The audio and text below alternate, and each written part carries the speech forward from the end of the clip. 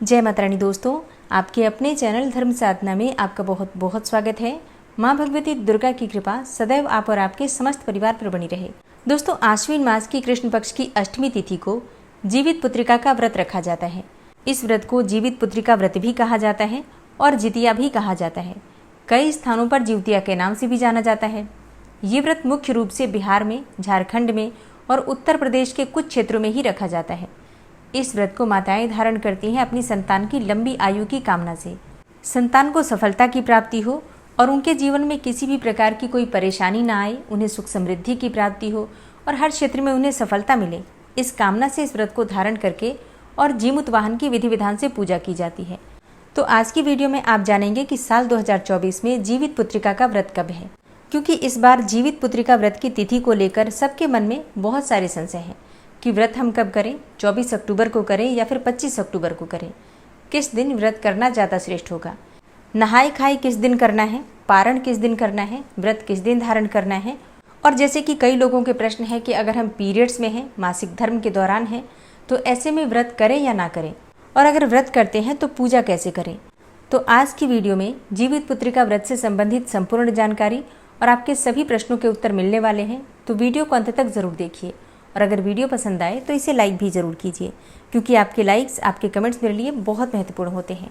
ये एकमात्र ज़रिया है जिनसे मुझे पता चलता है कि आपको ये वीडियो अच्छी लगती हैं और आपके लिए ये वीडियो उपयोगी हैं। तो अगर वीडियो अच्छी लगे तो लाइक तो ज़रूर ही किया कीजिए। तो सबसे पहले बात करते हैं जीवित पुत्रिका के शुभ मुहूर्त के बारे में कि व्रत हम कब धारण करें। देखिए, जीवित पुत्रिका का व्रत हर साल आश्विन मास के कृष्ण पक्ष की अष्टमी तिथि को रखा जाता है। तो इस साल अष्टमी तिथि प्रारंभ हो रही है 24 सितंबर 2024 को दोपहर में 12:38 पर और समाप्त हो रही है बुधवार के दिन यानी कि 25 सितंबर 2024 को दोपहर में 12:10 पर। अब ऐसे में 2 दिन अष्टमी तिथि मानी जाएगी, क्योंकि 24 सितंबर को भी अष्टमी तिथि दोपहर में ही प्रारंभ हो रही है और 25 सितंबर को दोपहर में ही समाप्त हो जाएगी। तो ऐसे में बहुत सारे लोगों के मन में संशय है कि क्या हमें व्रत अष्टमी को यानी कि 24 सितंबर को करना चाहिए या फिर हम 25 सितंबर वाली अष्टमी को माने। देखिए, व्रत हमेशा सूर्योदयकालीन तिथि में धारण किया जाता है और वैसे भी जब हम जीवित पुत्रिका का व्रत धारण करते हैं तो अष्टमी नौमी युक्त होती है, मतलब हम अष्टमी सप्तमी युक्त व्रत नहीं करते हैं। जो अष्टमी नौमी के साथ मिली होती है उसी का व्रत जीवित पुत्रिका व्रत में किया जाता है। ठीक है, तो इसके आधार पर 25 सितंबर 2024 को व्रत हम धारण करेंगे जीवित पुत्रिका का। 24 सितंबर को सप्तमी के साथ अष्टमी है, इसलिए 24 सितंबर 2024 को व्रत नहीं किया जाएगा जीवित पुत्रिका का, 25 को ही करेंगे। ठीक है, और वैसे भी अगर आप 24 को व्रत करते हैं अष्टमी मानकर और फिर 25 को भी अष्टमी है, तो आप पारण कब करेंगे, क्योंकि 25 को भी दोपहर में ही अष्टमी समाप्त हो रही है। ऐसे में पारण अगले दिन करेंगे 26 को, तो फिर 48 घंटे से भी ज़्यादा का हो जाएगा निर्जला व्रत। अब 48 घंटे का निर्जला व्रत कोई नहीं धारण कर सकता है, ये संभव नहीं होगा। इसलिए 25 सितंबर को ही हम अष्टमी तिथि का व्रत करेंगे, जीवित पुत्रिका का व्रत करेंगे। ये नौमी तिथि के साथ है, तो इसी का व्रत शुभ माना जाएगा। ठीक है, आप लोग ध्यान रखिए इस बात का। तो बुधवार को 25 सितंबर को व्रत धारण करेंगे और उससे एक दिन पहले नहाई खाई किया जाता है। तो 24 सितंबर 2024 को यानी कि मंगलवार के दिन नहाई खाई करेंगे। उस दिन बाल इत्यादि आपको धोना है, मतलब अपने बाल धो लीजिए और फिर शुद्ध और सात्विक भोजन कीजिए। ठीक है, अब जैसे कि कई लोग हैं जो कि मंगलवार को बाल नहीं धोते हैं, तो उनका प्रश्न आता है कि हम बाल मंगलवार को कैसे धोएं। देखिए, मंगलवार को आप बाल धो सकते हैं, कोई दिक्कत नहीं है, मतलब वैसा कोई दोष नहीं है कि आप मंगलवार को बाल नहीं धो सकते हैं, बिल्कुल धो सकते हैं। और जीवित पुत्रिका का व्रत तो वैसे भी वर्ष में एक बार आता है और वार से बड़ा त्योहार होता है, इसलिए आप मंगलवार को भी बाल धो सकते हैं, कोई दिक्कत नहीं है। व्रत का पारण कब करेंगे, तो देखिए, व्रत का पारण हम करेंगे 26 को। 26 सितंबर 2024 को जीवित पुत्रिका व्रत का पारण किया जाएगा। अब जैसे कई लोगों के प्रश्न आते हैं कि क्या पीरियड्स हैं तो उसमें भी हम व्रत कर सकते हैं, तो पूजा कैसे करें। देखिए, अगर आप व्रत करते हैं, मतलब हर बार अगर आप जीवित पुत्रिका का व्रत करते हैं तो इस बार भी आप व्रत करेंगे। व्रत को छोड़ा नहीं जाता, मतलब जब तक कोई बहुत ज़रूरी वजह ना हो तब तक व्रत नहीं छोड़ा जाता। तो ऐसे में आप व्रत तो बिल्कुल करेंगे, बस पूजा आपको नहीं करना है।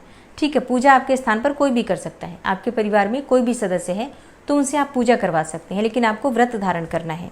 कथा आप मोबाइल पर सुन सकते हैं और मानसिक रूप से अपनी संतान की लंबी आयु की कामना कर सकते हैं, प्रार्थना कर सकते हैं। ठीक है, तो ज़रूरी नहीं है आप पूजा करेंगे तभी आपको फल मिलता है।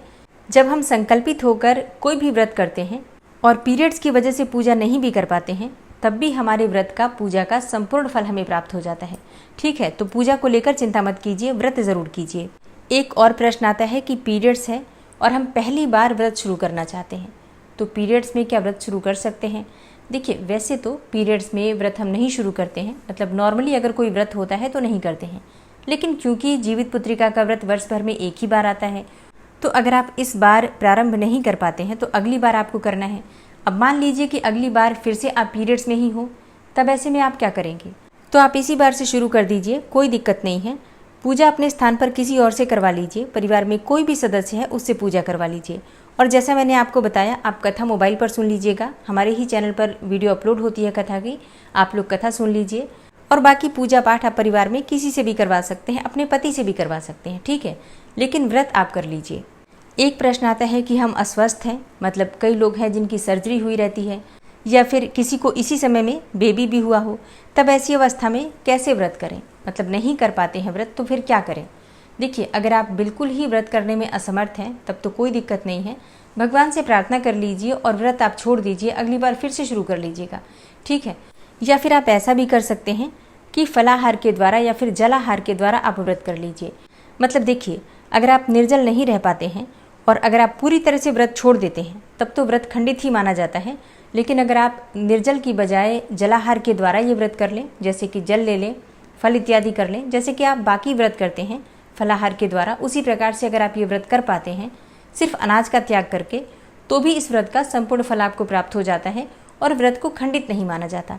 तो अगर आपसे ऐसे रहा जाए तो ऐसे भी रह सकते हैं, और अगर बिल्कुल ही असमर्थ हैं, नहीं रख पा रहे हैं, तो भगवान से क्षमा प्रार्थना कर लीजिए कि अगली बार आप स्वस्थ होकर पूरी तरह से नियम से, विधि विधान से इस व्रत को धारण करेंगे, ठीक है। भगवान जीमूत वाहन से प्रार्थना कीजिए कि आपको सुरक्षित रखें, परिवार को सुरक्षित रखें, शुभ मंगलमय रखें, ताकि अगली बार आप फिर से इस व्रत को धारण कर सकें और इसके बाद अगली बार आप फिर से व्रत शुरू कर सकते हैं। देखिए, असक्तावस्था में अगर व्रत छूटता है तो उसे खंडित नहीं माना जाता, क्योंकि भगवान को आपकी परिस्थिति का पता है। आप सिर्फ उनसे प्रार्थना कीजिए, आपकी प्रार्थना स्वीकार होती है। लेकिन जानबूझकर, मतलब अगर हम कर सकते हैं तो बिल्कुल हमें करने का प्रयास करना चाहिए। तो जानबूझकर व्रत नहीं छोड़ेंगे तो ऐसे में व्रत का आपको खंडित होने का दोष नहीं लगता, ठीक है। दोस्तों, अगर आप एकादशी का व्रत करते हैं तो एकादशी व्रत की वीडियो चैनल पर अपलोड हो चुकी है, ज़रूर देख लीजिए। इसके अलावा नवरात्रि कब है, करवा चौथ कब है और कार्तिक मास का प्रारंभ कब हो रहा है, ये सारी जानकारी अगर आपको चाहिए तो चैनल पर वीडियो अपलोड हो चुकी है, ज़रूर देख लीजिए। और जीवित पुत्रिका के व्रत में सरगी आपको कब लेना है, किस प्रकार से लेना है, चीलों सियारों को कौन सी चीज़ देनी चाहिए, किस प्रकार से देनी चाहिए, नहाय खाए के दिन और पारण के दिन आपको दान किस प्रकार से करना है, व्रत किस प्रकार से खोलना है, इसकी जानकारी आपको आने वाली वीडियो में मिलेंगी। तो चैनल से जुड़े रहिए और कोई भी प्रश्न हो आपका तो कमेंट बॉक्स में आप लिख सकते हैं। उम्मीद करती हूँ आज की वीडियो आपके लिए उपयोगी होगी। अगर वीडियो पसंद आई हो तो लाइक कीजिए, शेयर कीजिए और चैनल पर पहली बार आए हैं, अगर अभी तक आपने चैनल को सब्सक्राइब नहीं किया है तो आज की वीडियो अगर आपको अच्छी लगे तो चैनल को सब्सक्राइब करके बेल आइकन को ज़रूर प्रेस कर लीजिए। इससे ये होगा कि इस चैनल पर जो भी नई वीडियो अपलोड होंगी उनकी नोटिफिकेशन आपको सही समय पर प्राप्त होगी। मिलती हूँ मैं आपसे अगली वीडियो में, तब तक के लिए जय श्री राधे।